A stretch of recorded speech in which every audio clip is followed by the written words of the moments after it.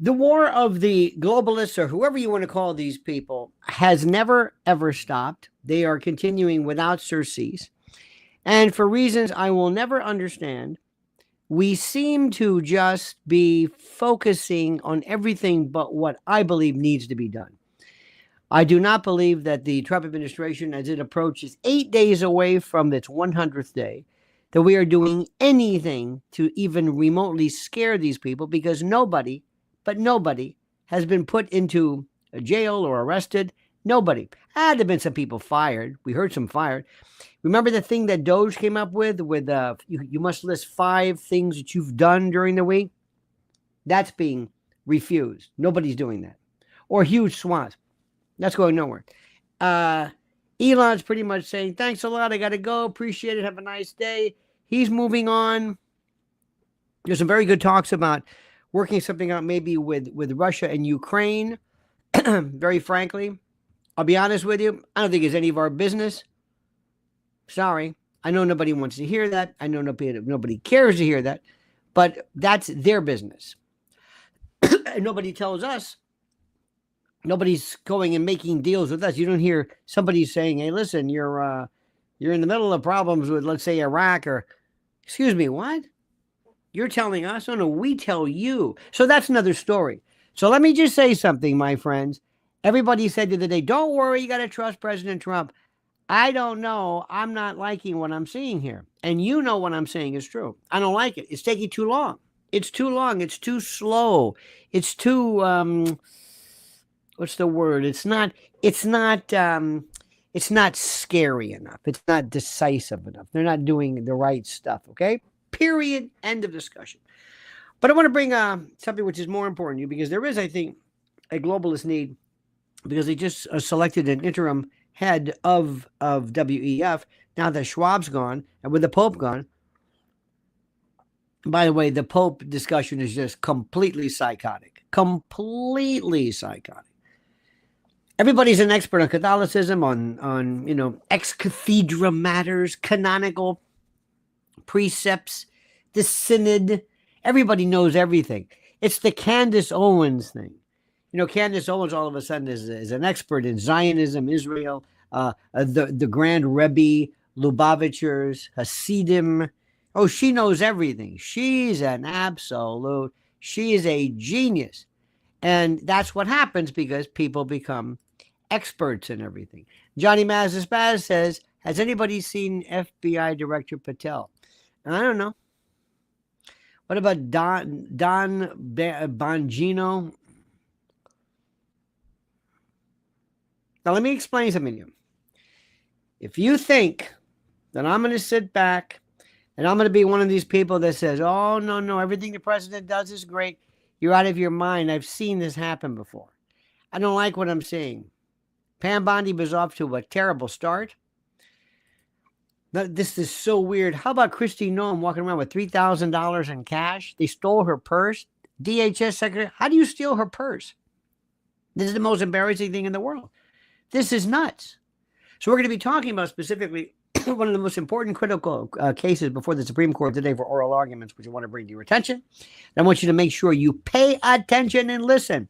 And let us ask ourselves, what are we going to do? I don't want to spend the rest of my life or just sitting around on my ass, just in some weird intellectual circle jerk, just mouthing nonsense about, the liberal, the globalist. Stop that. I've been through that. I want to know, what's the president going to do? Okay. Pilgrim says, how many lefty cardinals did the deceased Peronist Pope choose? Just saying, it will be more of the same. Maybe. We'll see. But the thing is, Pilgrim, you don't know anything. We don't know anything. And I love you to death, but you don't know shit about the cardinals or the Catholic Church. And I don't either. I don't know what they're going in. We don't know anything. This isn't the UN. This is a different world altogether in ways you can't even believe.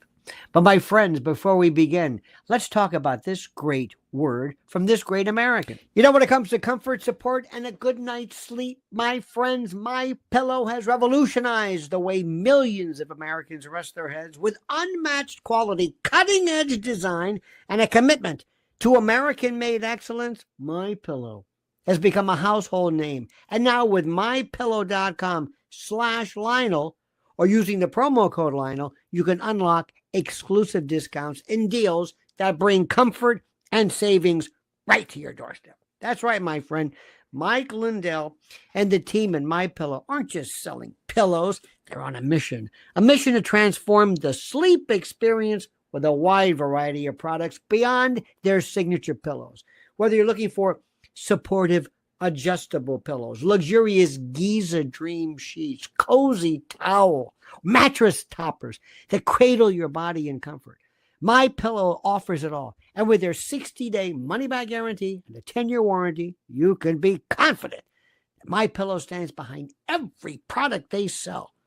Now, why My Pillow stands out? Let me tell you, unlike generic pillows you grab off a department store shelf, My Pillow is customizable and engineered to cater to different sleep styles. Whether you're a side sleeper or a back sleeper or a stomach sleeper, their patented interlocking fill technology adjusts to your specific comfort needs, keeping your neck and spine properly aligned throughout the night. No more waking up with that sore neck, no more tossing and turning, just the restful, rejuvenating, and exhilarating sleep that you deserve. And it doesn't stop at pillows. My Pillow's Giza Dream Sheets, made from the finest Egyptian cotton, offer a smooth, breathable, and luxurious feel, turning your bed into a sleep heaven. So right now, my friends, do the right thing. Go to mypillow.com, promo code Lionel. It's easy for me to say, mypillow.com, promo code Lionel, or call 800-645-4965. Simply the best. Trust me. Now, let me just say this again, and I saw this last night when I did a ABC from 10 to midnight sitting in. People don't know anything about the Catholic Church. A lot of people still love this Pope. That's fine. A lot of non-Catholics, for the most part, have this idea that they know something about the Catholic Church, or that they know anything. They don't know anything about the Catholic Church. Nothing. And somebody says, well, you know, the Pope doesn't believe in hell. He's the Pope. Where have we been? Remember when Pope 23rd, Roncalli, removed the perfidy of the Jews provision and the Thanksgiving or the Easter ritual? Remember that one? No. They went berserk over that. Who is he? He's the Pope. So all of a sudden you get these people at the last minute who weigh in, and they're Catholic experts. All of a sudden, out of nowhere. What do you know about the church? I don't know anything about the church. I don't know anything about anything. I'm just a big mouth, and I just know everything, and I just say things. Not you, mind you, but everybody else. So do me a favor. If you don't know what you're talking about, not you, but them, just shut up. You don't know what you're talking about regarding the Catholic Church. You don't. I know you think you do, and you have this idea, and it's not subject to plebiscite or the Constitution or any of this stuff. Get it through your head. Not you, them. They should get it through their head. But here is the story, which is the most important. This is really serious, and pay attention. And this, you can go online, go to ChatGPT if you want, throw this in, go to scotusblog.com, read this. Don't listen to me. Well, listen to me. I'll kind of direct you. But after we're done, go read and study on your own. That's right. Don't wait for somebody to tell you. Don't sit back to see what, I don't know who, pick the person you want. That's not going to work. But here is the topic, and this is critical. And Mrs. L is all over this at Lynn's Warriors, okay? And what could very well be, seriously, and I'm not just using this, a landmark religious liberty case, like you cannot believe. And these don't come across that often. SCOTUS, the Supreme Court, is having oral arguments today regarding a challenge from religious parents who are fighting back against the Maryland school district's decision to, and this is so important. We've talked about parental autonomy, parental primacy, and the like. Their decision to force young children to sit through lessons that basically involve LGBTQIA and trans, these books, without any opt-out position. Now, the first thing you do is when you, let's say you were in a law school class, and I say, Mr. and Mrs. So-and-so, read us the case. What's the case about? Give us the style of the case. Where are we at? Oral argument. Oral argument. I think they're going to decide this in July or something. What is the issue? What is the court asking to decide? What are the grounds? What are the allegations made to support it one way or the other? What is the petitioner or the respondent saying? The petitioner, the one who's appealing it, it will be on the lower court. It will be the appellant or the appellee. This is the petitioner versus the respondent. What is the petitioner saying? What are they claiming? Well, the issue is about parental autonomy. Yeah, but under what theory? Due process, 14th Amendment, First Amendment, what? Because if you don't give the court the right reason, they're not going to figure it out for you. They're not going to figure it out for you. You can go to the Supreme Court and you can give them the wrong. You can say, okay, we'll overturn this, but why are you saying we should overturn it? Due process? No. Sixth Amendment rights? No. This is a First Amendment case. What First Amendment case? Free exercise clause. Not the establishment, free exercise. And again, people just jump into it because they say, oh, I know about Supreme Court. Oh, I know about that. I don't know if you can see my Supreme Court certificate back there. You got to wait 5 years after you've, I think mine was 85. You got to wait 5 years after you become a member of the bar, and you have to be sponsored by somebody else to be a member of the Supreme Court bar, as it were. Most people never get to the Supreme Court. Never. It's just not that many cases. They're a court of limited jurisdiction. They don't hear a lot of stuff. They normally say, I'm sorry. We'll let the lower court, the Circuit Court of Appeals, the district court, let them do it. We're not going to overturn everything unless there's something really serious. The Supreme Court wants to handle, for example, conflict jurisdiction. The Fifth Circuit says this, Fourth Circuit says this, 11th Circuit says this. We have a conflict here. What's the law? Okay, we'll resolve it. Interesting federal question, or something that they just groovy. And sometimes the Supreme Court, I'll never forget Newdow. Oh my God. Newdow was the case. This was the Pledge of Allegiance case. This was the one I was waiting for my whole life. Does the Establishment Clause mean anything? When we have in a courtroom that says, in God we trust. Do you think that is the government of the United States basically endorsing a monotheistic deity? When they say in God we trust, doesn't that say in essence there's a God? Doesn't that make sense to you? It makes sense to me. Don't you think that that's what that is? When you have on coins, in God we trust, isn't the government of the United States saying there's a God? Don't you think so? If it has in courtrooms and on coins, in God we trust, you don't think does that ratify or endorse the notion of a monotheistic deity? I think so. What if it says there is no God? You go into a courtroom, it says there is no God. We do not trust in God because there is no God. What would you think about that? Do you think the government would be violating the Establishment Clause by ratifying or endorsing the existence or non-existence of a deity? Don't you think so? I do. Wait, the state of New York is saying there is no God? Wait a minute. Hold it. The establishment says you can't pass a law. The Congress shall pass no law. And by the way, it's incorporated by reference through the states through the 14th Amendment. You know about that, Barron against Baltimore, incorporation by reference. You know that. I know you do, because everybody's an expert on this. But I would say you can't say that. Why? Because the government cannot pass judgment. Okay, fine. So when New Dow came along, it was about the Pledge of Allegiance. I thought this is great. You know what the Supreme Court did? They took the case.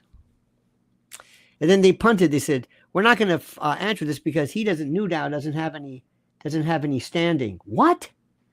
He doesn't have standing. He doesn't have standing. Why? Because his daughter isn't living with him. He doesn't have custody of his daughter. So he was bringing the case on behalf of his daughter. And the Supreme Court said, she doesn't live with him. I said, wait a minute. Why did you grant this? Why did you grant certiorari, review? Why? You knew you were going to do this, did you? Or did you just think of it now? It's the most stupid thing in the world. So sometimes they'll do stuff and you wonder, why did you do this? I love the case Schmerber. Fifth Amendment. You cannot be compelled to give testimony against yourself. You think maybe that breath test, does that in any way apply to that? Does that make any sense to you? Raul says, I noticed TDS is exaggeratedly vile and meaner. Oh, it is a progressive disease, my friend. It is a progressive disease. But let me ask you this question. If they tell you, answer the question, where were you? I don't have to answer you. Why? Fifth Amendment. Oh, okay. Okay, who were you with? I'm not going to answer you. Oh, yeah, Fifth Amendment, right. I have the right to remain silent. I can have a lawyer present. Okay. Okay, listen, we think you've been drinking and driving. Really? Yeah, we want to take your breath. Oh, no. I'm going to take the fifth. What? I'm going to take the fifth because my breath is kind of like my testimony, because without the breath, you can't prosecute me. And if you can't prosecute me, you can't, and you need the breath. This is probably better. You don't even need to ask me anything. Take my breath and you got the case. I'm not going to take it. The Supreme Court in Schmerber against California said this is non-testimonial. What? The Fifth Amendment is about testimonial, viva voce, or you saying something, not your breath, not standing in a lineup, not fingerprints, hair samples. That's not testimonial. It's not, but that's what you need to. Without that, you can't prosecute me. Anyway. So it does these things. And most of the people that I meet, they've never read a case in their life. They have no idea. You ever read this and what? Or read the concurring and the dissents and the concurring apart, dissenting apart, the PCAs and all. There's a lot to it. But oh no, people are experts. They're experts. Candace Owens knows all about Lubavitcher. She knows all about Judaism. She knows all about the Grand Rebbe because she took 2 or 3 quotes because she's an expert.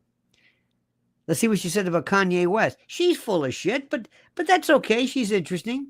How about this thing we're going through right now about, do you think that Douglas Murray and Dave Smith, they're still talking about Douglas Murray on Joe Rogan. They're still talking about it. It's over. What are you talking about? This is the most stupid thing. Charlie Kirk's with Bill Maher. It's like, what is going on here? So I just picked okay, next. That's boring. Let's find out somebody who knows what's going on in the world. And I look around and I say, me. So let me tell you what happened today. Oral arguments. Oral arguments are great. And frankly, oral arguments don't mean anything because they have said, well, we listen to oral arguments and my God, we know for a fact that they're going and said, no, they're not. Or they think that Amy Coney Barrett is somehow a traitor or that Roberts is a traitor because he ruled against the TRO or the temporary, no, he allowed the temporary restraining order or the injunction. They don't know anything. They think he's a traitor and they even went after the Inns of Court. Alex Jones, bless his heart, went after the Inns of Court. I joined the Inns of Court when they first started. Oh God, 40 years ago. I had to quit. I was so bored. It's like, this is the most boring thing, because a lot of lawyers bore the hell out of me. Really and truly. And some judges are good, but a lot of them are just, this is not a barrel of laughs. Because most lawyer stuff is wonky. It's not what you think. It's really kind of dry. And yet, in some respects, that's kind of the interesting stuff. In any event, so this case is the most important. And here's what you should do. I want you to go to scotusblog.org. Let's go to scotusblog.org. Scotus blog. This is the best one available. And there's a great one. Okay, front page. Supreme Court considers parents' rights efforts to exempt children from books with the LGBTQ themes. I just did a video on that. Please follow up. And it is Mahmoud against Taylor. This is oral arguments today. Okay, so what's it about? Absolutely one of the most important critical, really, and I'm not just saying this, one of the most important cases regarding religious liberty. And every parent, every conservative, and every whatever should pay attention to it. SCOTUS is reviewing a challenge from religious parents who are, I think for a good reason, fighting back against a Maryland school district's decision to force young children as young as 4, forcing them to sit through lessons involving LGBTQ and LGBTQ themed books and the like without any opt-out opinion. Let me tell you something. The parents are not saying, we don't think you should do this. We don't want to use taxpayers' money. We're just saying we want to be able to opt out. We want our kids not to be there. That's all. When it comes to this, everything else, you have your class. We don't want to do it. Remember during the flag debates, you can't force a kid to stand to the Pledge of Allegiance. You can't. You can't do it. You should not be able to force a kid to listen to this. That would be the case with Mahmoud, Mahmoud. It's either Mahmoud or Mahmoud. I'm giving it against Taylor. And it stems from Montgomery County, Maryland. This is where the school board in 2022 introduced a series or a set of picture books promoting LGBTQ themes, including Pride Puppy. How about that? And Uncle Bobby's Wedding. There you go. So they introduced that into the curriculum for children as young as, here we go, 4 years old. These books feature same-sex couples. They celebrate Pride Parade, and all under the guise of inclusivity. Now, the parents who brought this were Muslim, Catholic, and Ukrainian Orthodox. Okay? They didn't object to the existence of the books. They didn't say you can't have them, but they did object to being denied the right to excuse their children from content that they believe conflicts with their deeply held religious beliefs. Does that make sense to you? Of course it does. Under what theory? First Amendment. Normally, First Amendment people think of the right to say something versus the right not to hear something. But they're being denied the right to say something in that I want my child to be spared from this. So there was no warning, no choice, no opt-out. Now listen to this. Originally, the district had allowed parents, you're going to love this, to opt out of such lessons. Originally. So they did it somehow. But in 2023, they got the word. In 2023, the Montgomery County School Board of Education, they all of a sudden abruptly and all of a sudden, just overnight, reversed this policy, eliminating the parental notification and the opt-out option entirely. Why?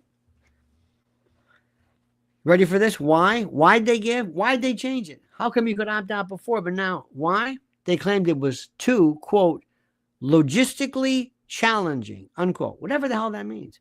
And they accused parents of being bigoted if they objected. I shite you not. So let that sink in. Faithful parents, committed parents, good parents, devout parents who simply wanted to raise their children according to their beliefs were being equated, yet again, to white supremacists, only because they said, we just want our children to opt out from this. If you had a class that says there was no God, atheism around the world, or if there was something that said, we believe that LGBT is unnatural, don't you think then gay parents should allow their children to opt out of that? Of course. This is established. But wait, there's more. So this is not education. This is coercion. This is what we should be talking to today. This is the most important thing. This is so critical because the right of parent, Mrs. L talks about it, and we talk about it all the time, the right of parents to control the environment and the destiny of their children is another story. But anyway, so parents go to court and they're fighting for their rights, and they're represented by the Beckett Fund for Religious Liberty. So the parents sued, and they cited a clear violation of their First Amendment rights. They argue that, and this is critical, that being forced to expose their children to teachings on sexuality and gender identity without their consent compels them to violate their religious principles. This isn't about banning books. Let me say this again. It is not about banning books. It's about letting parents decide what is age appropriate for their kids, to be able to allow them the freedom of speech, their freedom of speech, their freedom of expression, to have their religious liberty not be violated by a school board which doesn't even give their impressionable children the right to opt out. I mean, after all, if parents can't decide when to introduce those topics, who can? Remember, as little as 4 years old. But the lower courts, of course, sided with the school district. Oh, yeah. And both the federal district court and the U.S. Court of Appeals for the Fourth Circuit, they brushed off the whole argument and the parents' request for even a temporary restraining order, a TRO, a temporary injunction. Now, you know, this guy, Bold, Broad, whatever, they're granting them left and right when it comes to illegal aliens, deporting them, arresting them. They don't, you don't even have to ask. You want one of these? You want one? Yeah, okay. You got it. And the courts are reviewing, after all of this, the courts are reviewing whether, how do I say this? The courts are reviewing whether the due process provision of this was met or satisfied. They're not going to the underlying substantive issue about whether you can remove somebody or not. But they grant them left and right. Here, they said, nope, not even an injunction. And the key is, the standard is irreparable harm. You mean to tell me that the court would say, wait a minute, if these people are claiming that this is absolutely 100% contrary to their particular belief system, if that is true, then we're going to grant an injunction at least until we get to sort this out. The judges, in this case, before, insisted that exposure to ideas doesn't amount to coercion. You see what they're saying? And that's the whole thing. They're saying, we're not asking the kids to affirm anything. We're not asking them to say, LGBT is bad. We just want them to listen. And the parents are saying, we never said you were asking to or coercing them to affirm or somehow to adopt or ratify or endorse some particular way of thinking. That's not what we're saying. We don't want them to hear it. Do you understand what's going on? Like I said, under the flag cases, you can't compel a kid to pay fealty or homage to the flag. So tell that to the parents who feel bullied out of their own children's education. Now remember, they care nothing about reading rates. If you look at Baltimore, talk about Maryland, look at Baltimore, these kids can't even read. They don't care about that. Nobody's going to court about whether the teachers are even teaching. No, but this bothers them. So now it's up to the Supreme Court. So the court's going to be hearing oral arguments, and the implications couldn't be bigger. This is huge. The question is, and this is the issue, can a school district override religious freedom and parental rights under the guise of diversity.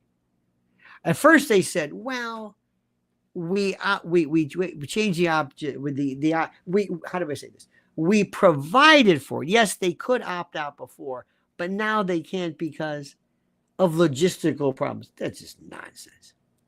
Now, the parents, they're using a case. They're relying heavily on Wisconsin against Yoder. This is where the court ruled that Amish families could withdraw children from school past the 8th grade to protect their religious traditions, to allow them to opt out. You see what I'm saying?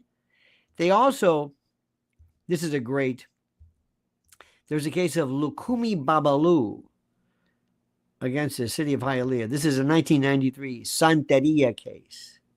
And it said that it was ruled unconstitutional because they had all these santeros and santeria and brujeria, and they were doing all this animal sacrifice. So the court said you cannot target somebody. You cannot target a group or a religion specifically. The law has to apply to everybody. If everybody doesn't work on Sunday, or everybody can't go to the liquor store, or everybody can, that's one thing. Certain people's a different story. So in this Babalu case, this was terrific. The court ruled, wait a minute, animal sacrifice? Yeah. You have a statute that charges animal sacrifice? Yeah. Well, what about hunting? Why is hunting okay? Why is eating meat okay? You went after these Santeria people, didn't you? Or Santeria. You used this targeting them. That's what this was about. So you have to ask yourself kind of how this thing balances. So the court said that policies targeting religious practices are unconstitutional if they're not neutral or if they're not generally applicable. Now, in this case, the school board allowed opt-outs for family life and human sexuality lessons in the past, just not for LGBTQ content. So you hear what I'm saying? This was a very interesting story. If you had something that they found objectionable, or if you didn't like it about, let's say, contraception things, or talks about sexuality itself, or human sexual behavior, you could opt out. Not this time. Not this time.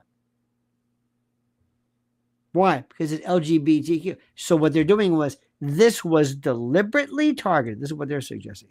They're deliberately targeting this, forcing them. You can opt out about everything else, but not this. Not that. I'll bet you could opt out if there was a health class on meat and you were vegan, or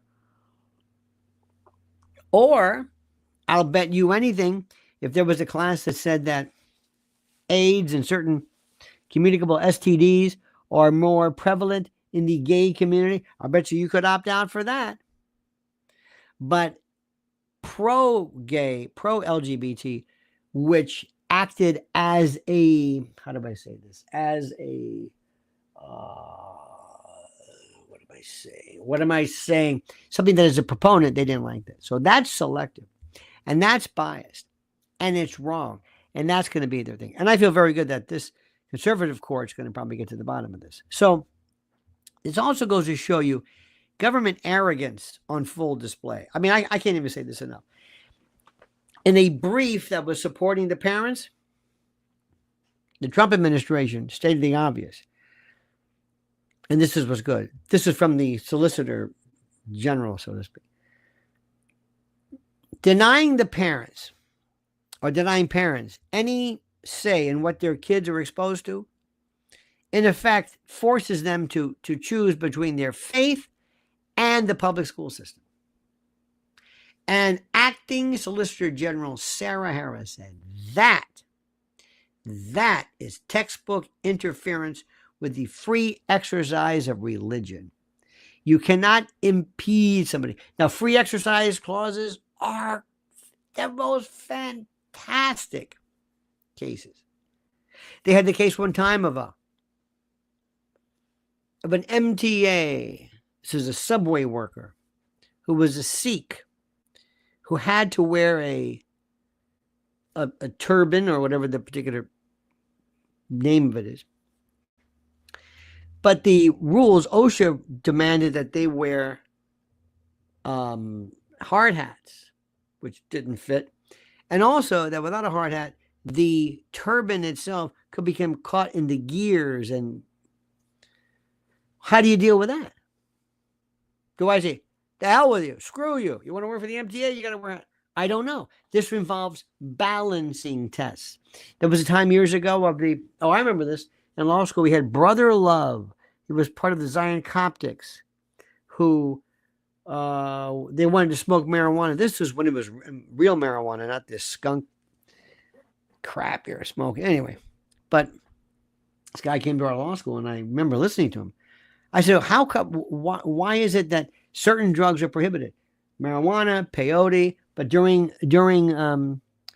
Prohibition, wine, no problem. So it's a fascinating subject for thee and not for me. And so meanwhile, as we speak, the school board's defense is predictable. They're saying they claim their policy is neutral, that no student is forced to affirm anything. And this is the part that you got to understand. Nobody is saying that they're affirming, they're listening to this. And they also allege that letting parents opt out would shred public education. Translation, we know what's best for your kids. You don't. Shut up. It's incredible. They don't care anything about reading or writing. Again, Baltimore is the worst of the worst of the worst. So the board, even worse, argue that it's not enough for parents to feel their religious beliefs are under attack. They must prove literal coercion or punishment. That your thoughts are under, not that you're being forced to endure this, to listen to this. If I let kids listen to lectures on why the black race is genetically and intellectually inferior, and you had to listen to this, and I'm saying, well, I'm not asking you to affirm this. I'm not asking you to pledge fealty to this. We're not saying you did, but what are you talking about? So apparently, being told your child will be read stories that contradict and can contaminate their own sense of right or wrong, but that contradict your core faith values, that doesn't count. So this is why I'm telling you, if you think the radical left is gone, just because, or if you think that, well, they're gonna get some, and there is some talk about this very interesting black, he's from Guinea, or I'm not sure, but this black African Cardinal Sarah, he's released something. So if you think that, it could be, I don't know, that what they do among the cardinals, I have no idea. Anyway, the backlash is now growing nationwide, and this is a huge story. So across the country, parents are watching very, very closely what happens. And in July or June, when the decision comes out, if the court rules against these families, it could set a chilling, frightening, horrible precedent. Will schools be able to slip more ideological content into classrooms? Drag queen shows? We're not forcing you to adopt or affirm them, but you're going to have to watch these dystopian John Waters, divine performances. Is there any regard for religious objections? Anything at all? Anything? Do you think that maybe if all of a sudden Jewish kids are forced to listen to stories about how Jesus, I know this might be more of a direct, but let's just assume how Jesus was put to death by the Jews and the not Barabbas, but the Caiaphas and the Sanhedrin. What? Do you think that just your ability to say, excuse me, I'm not opting out of math I'm not opting out of, science, so to speak. That may be interesting too. What if you don't believe in evolution? I mean, they could get sketchy. I think it's very simple. You can opt out. You're a parent. You can't even use quell. If a kid comes to a teacher and says, and the teacher says, oh, there's nits in your hair, I can't use quell. You got to get out of here. I can't give you an aspirin. I can't do anything. I can't touch your child. I didn't get the okay. We can't even go on a field trip without but I can make you sit there and hear about Johnny's got a father. Kids are coming home and telling their parents, I don't want to be like you and daddy. I want to be like uncle. Oh no, this is nuts. Conservatives see a very broader, very simple pattern here. This woke ideology, this lunacy is being forced into every corner, every crevice of public life. And while traditional values and traditional ideologies are being mocked and marginalized, we're saying no. The radical left claims this is about inclusion. What about their inclusion not to, well, no. I think it's about exclusion. We want our kids to be excluded from this. Remember, again, I say it repeatedly, they're not saying don't teach this. But where's the inclusion for Christian, Muslim, Orthodox, Ukrainian? You love the Ukrainians, right? Notwithstanding the Azov battalion in the right sector and the neo-Nazis and the followers of Stepan Bandera, but that notwithstanding, are you kidding me? And what about people who just want to raise their kids without government indoctrination? I don't give a damn whether you believe it or not. I believe that there are parents. I mean, I really stand for parents and their belief. I mean, I will go pretty far. Then it gets tough sometimes. What about parents who don't believe in, diabetes medication, that kind of stuff? That's difficult to say. Anyway, the court's conservative majority holds the key, and this is what's critical. With the conservative-leaning Supreme Court, and they are still there, many, I think, rightfully and hopefully believe that the tide could turn. If the justices uphold the parents' rights, it could force school boards across the country to rethink curriculum policies, reinstate opt-out provisions. That's all it is. But a ruling in favor of the school district, this could embolden and empower left-wing radical lunatics pushing even more radical material into elementary schools. Remember, in this case, kids as little as 4 years old, leaving, in essence, families powerless. Samuel Alito, who has become the real powerhouse, who knows for a strong religious stance on liberty and the like, he hinted at this concern during prior instances, and he was questioning whether the policy really respects diverse religious traditions. Amy Coney Barrett, whom some people on the right have just dismissed as being a lunatic, some crypto lefty, asked whether the policy would allow any exceptions for religious belief. And it's clear that at least some members of the court see this not as a simple education issue, but, this is the most important, a constitutional issue. It's about parental rights, parental supremacy, and the like. So the question is, what's at stake? And listen carefully. I don't care whether you have kids or don't have kids. It doesn't really matter. It's something bigger. Because this also we can put into extrapolation when it comes to COVID and biomedical martial law and biomedical autonomy and the like. But this isn't about Montgomery County. This is about whether America still respects this thing called religious freedom and parental authority, parental autonomy, parental primacy, whether the state will dictate what your children or children must learn, believe, and accept, but not regarding kind of staid, prototypically, usual curricula, such as math and reading, but LGBTQ, what? It's about whether public schools serve families or steamroll them into some kind of weird subjugation or indoctrination process. It's about whether, and this is important, irrespective of what you believe, but it's about whether faith still matters in public square.